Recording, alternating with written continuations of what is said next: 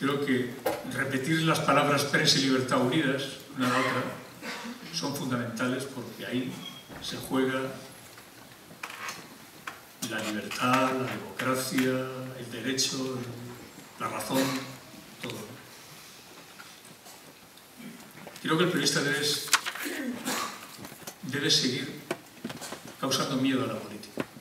El día que el periodista no cause miedo a la política, ese día el periodista ha dejado de tener razón de ser en este mundo en el cual estamos viviendo ahora.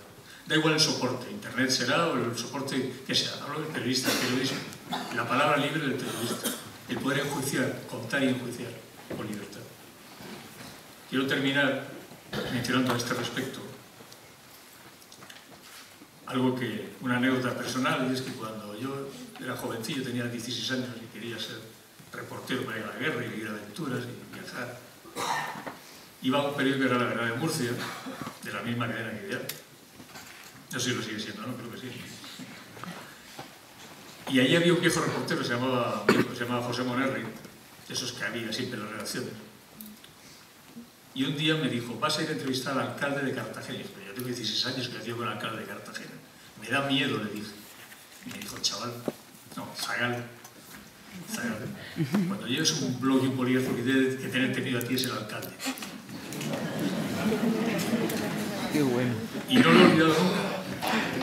Y creo que es el mejor consejo, la mayor verdad que me han dicho nunca en materia de periodismo. Cuando un periodista libre lleva un blog y un bolígrafo, que tiene que tener miedo es el alcalde.